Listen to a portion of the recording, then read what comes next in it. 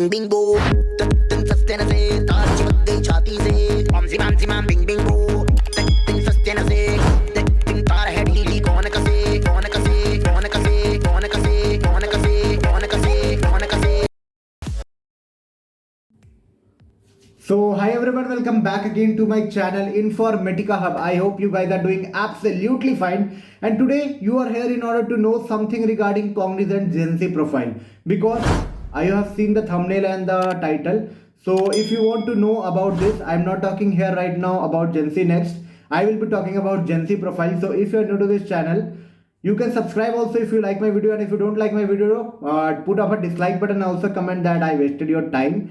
So first of all, I would like to tell you, do watch this video till the end so that you can know lots about Gen Z profile. People commented on the comment box, so I thought let's take up the question from there, because many of you are appearing for Gen Z interview and I can say written an interview. So you might be thinking that how is the pathway, how you can adapt yourself so that you can get that clear, because I know initially you are fighting to get a job in an IT company. So I would like to introduce myself. I am an IT person. I make video regarding college review, technological review, switching experience, college experience, interview experience, and lots more that you can think about IT, college to IT. In fact, class 12 to college, from IT to IT to switching also. Okay, so अपनी तो introduction हो गई. So let's start the video. If you are new to this channel, do subscribe, and if you think that video is not up to the mark, put up a dislike button. Also comment in the comment box कि क्या खराब लगा यार video से. और हाँ, अगर video पसंद आ रहा है तो बिना लाइक दबाए नहीं जाना, पाप लगेगा पाप. लाइक और सब्सक्राइब लगा के जाना, ठीक है. तो चलो स्टार्ट करते हैं वीडियो को. तो फर्स्ट ऑफ ऑल देखो, ये कॉग्निजेंट काइंड ऑफ एक सर्विस इंडस्ट्री पे आती है, ठीक है.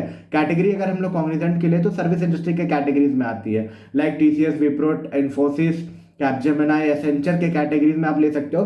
तो बेसिकली सर्विस इंडस्ट्री है क्या, कि जो दूसरे को सर्विस प्रोवाइड करता है in terms of technology consulting और any of the other thing. Okay, like you may be thinking कि क्या करना है, कॉग्निजेंट की कोई अपनी प्रोडक्ट है क्या, कॉग्निजेंट की माउस आती है क्या, कॉग्निजेंट की लैपटॉप आती है, ना ना भाई ना ना.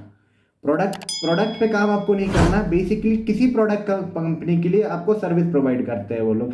मे be digital transformation, may be application support, may be hardware support, may be IT support, और it may be anything, full hardcore development, application development, web development, CRM development, और एनीथिंग इट कैन बी. तो सबसे पहले आपको समझ में आ गया होगा. Like take an example, like Adidas has given a contract to Cognizant that he has built an billing application for me. So यार Cognizant की अपनी प्रोडक्ट नहीं, वो Adidas उनकी क्लाइंट है, उनके लिए वो एक प्रोडक्ट बना रहे हैं. तो आपको काम तो समझ में आ गया होगा कि करती क्या है Cognizant, ठीक है. अब ऐसे ऐसे XZY thousand of number of companies है और 1000 number of service based companies है. तो आपको किसी के लिए डिजिटल ट्रांसफॉर्मेशन के लिए काम करना है, वेदर बी डिजिटल ट्रांसफॉर्मेशन और anything, it can be from A to Z, what you can think. Okay, जो भी प्रोजेक्ट मिलता है सर्विस इंडस्ट्री प्रोजेक्ट उठा लेती है. यहां तक क्लियर. चलो ये सब बात तो हटाओ, क्या करना है ये सब जान के. पहले रिक्रूटमेंट प्रोसेस कैसी होगी वो जानना चाहता जरूरी है भाई, पहले उसके बारे में बात करते. तो चलो उसके बारे में बात करते हैं. पैकेज भी बता देते हैं. जेन ज़ी प्रोफाइल के लिए पैकेज है 4.5, जो कि वो दूसरे साल में देते हैं. ये एक प्रोबेशन पीरियड के बाद की पैकेज है. फर्स्ट ईयर में 4 लाख ही आपको देंगे, और आपकी जो फर्स्ट ईयर की इन हैंड होगी वो 28 के अराउंड होगी, 28 के अराउंड होगी, ठीक है, इंक्लूडिंग योर इंटरनेट रिम्बर्समेंट. और इसको छोड़ दोगे तो उससे भी कम. और हाँ, एक साल बाद 32 के अराउंड होगी, जो कि 4.5 के वो पैकेज देते हैं. अब चलो बात स्टार्ट करते हैं कि क्लियर कैसे करें. बहुत चार्ट लिया इन्फॉर्मेटिका.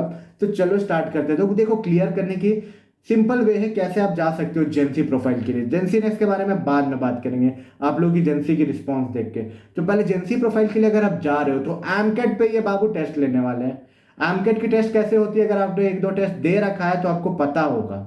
बट हाँ, यहाँ पे एक पार्ट और ऐड हो जाती है एमकेट के टेस्ट में, जहां पे आपसे कोड की एरर, मतलब काइंड ऑफ एन, आपको एरर फाइंड करना है और कोड को सुधारना है. काइंड ऑफ 5-6 क्वेश्चन वैसा डाल देते हैं एंड में. और एमकेट की बाकी जो एडेप्टिव टाइप की टेस्ट होती है, इजी वाले क्वेश्चन आपसे पूछे जाते हैं, like reasoning, like English, like aptitude, verbal. और हाँ, एरर सॉल्विंग आती है जेन ज़ी प्रोफाइल के लिए. कोड करने नहीं आएगा, कोड खुलेगा, वहां पे ब्रैकेट लगाओ, सेमीकोलन लगाओ, kind of an error analysis आएगी, काइंड ऑफ आप बोल सकते हो. अब आपको डिटेल जानना है कि कैसे ही आती है, कैसे आती है, तो आप प्रेप इंस्टा पे चेक कर सकते हो कि क्या पूछते हैं भाई वो। प्रेप फेस पे चेक कर सकते हो क्या पूछते हैं। यूट्यूब चैनल भी, उनकी वेबसाइट्स भी आप चेक कर सकते हो। I am not promoting, I am just telling that is, आपको आइडिया जरूर मिलेगा वहां से, इससे बेहतर। क्योंकि तो मैं तो बस बता दिया यार एरर सॉल्व करते, पर वहां पे एग्जाम्पल आपको करके बहुत सारे क्वेश्चंस भी अवेलेबल होंगे, ठीक है। तो वहां से देख सकते हो, उनकी मटेरियल से भी चेक कर सकते हो। मैं प्रमोट नहीं कर रहा, मैं बस बता रहा हूँ, अभी तो आपको बस रफ आइडिया मिल रहा है।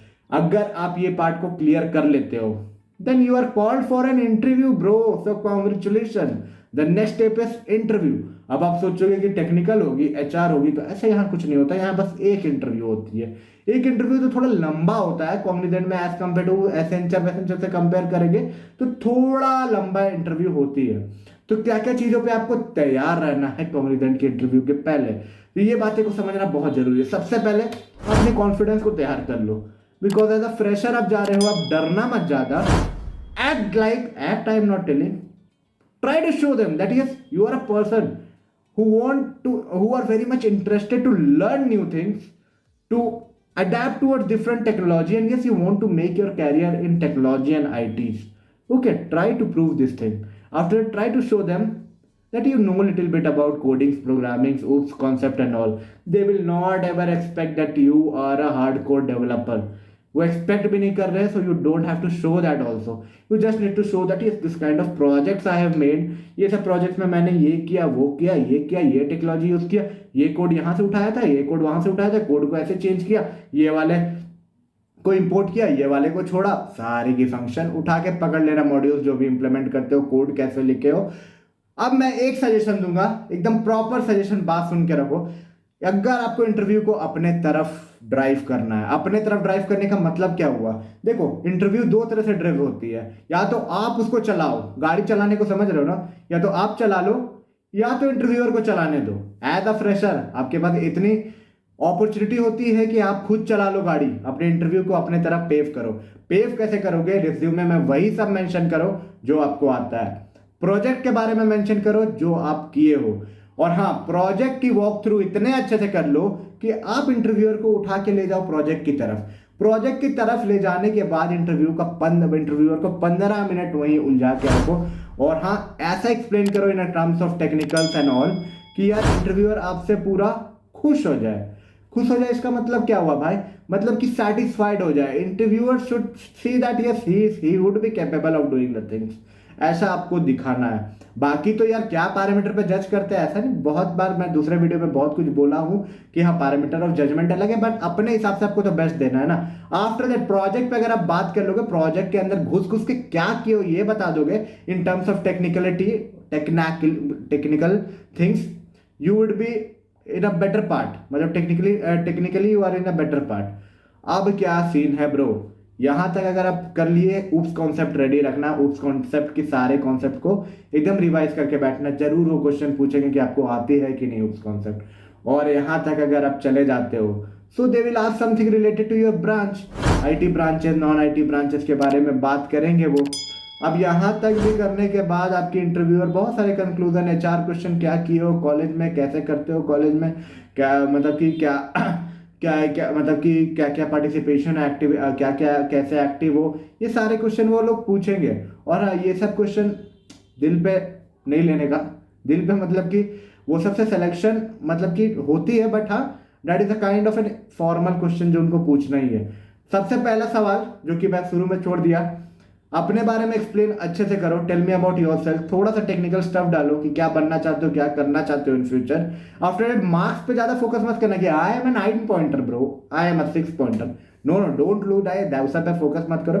एक हल्के में बता दो, और हाँ क्या करना चाहते हो इंट्रोडक्शन में ये पार्ट बताओ। Why in it kind of take a question, plot it in a better way, try to tell them in that way that why you want to get why you want into an IT, kind to put a fit, try to put this kind of fillers like I am very much adaptive, I am adaptive learner, adaptive who can be adapted to a different technology, I've done this project, and yes I am a this much pointer holder in these branches. If you are, and if you are not such a great point holder, you can just say that yes I have graduated, yeah, I'm doing graduation until now, my CGPA is 7 8, anything that it is.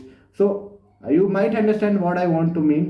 NHR question तो आप कर ही लोगे, 2 साल रह सकते हो, 5 साल रह सकते हो, yes. Bond period yes, reallocation yes, सब चीज में यस। और भी कुछ बोलूं? नहीं यार, वीडियो बहुत लंबा जा रहा है, चल यहां तक रखते हैं एजेंसी के लिए। और भी कुछ जानना है, रिज्यूमे में क्या डालना चाहिए, प्रोजेक्ट में क्या डालना चाहिए, इंटरव्यू में कैसे बोले, उस कॉन्सेप्ट को कैसे पढ़े, रिज्यूमे में क्या क्या पुट करें, यार जरूर कमेंट में बताना। इंस्टाग्राम पे भी पूछ सकते हो, पर थोड़ा डिले हो जाता है यार रिप्लाई करने में, तो आप लोग गाली देने लगते हो, समझो पूरे डीम्स भरे रहते हैं इसलिए डिले हो जाती है। चलो 20-30 डीएमबी आ रही है तो बहुत लंबा हो जाता है ना, क्योंकि 2-3 काम, वीडियो बनाना अपना काम, और फिर ये सब करने में छूट जाता है। बट ये पूछो, अगर पता चला ऊपर में आपका दिख गया तो मैं आपको रिस्पॉन्स जल्दी ही करूंगा, और मैं सबको रिस्पॉन्स करता हूँ। दिक्कत ये होती है किसी का जल्दी हो जाता है, किसी का लेट होता है, तो जिनका लेट होता है वो सुनाने पड़ते हैं। तो वो सब पे माइंड मत करना। टिल देन कमेंट में बार बार पूछना नहीं यार, मैं हेल्प आउट कर दूंगा how you can pave your way. Till then, I hope you guys are doing absolutely well. I wish you all the best for all your upcoming interviews and placement drive. तब तक के लिए all the best. All the best for all your interviews, placement drive and onboarding process. We'll meet you soon with a new informative content. Bye bye. Take care.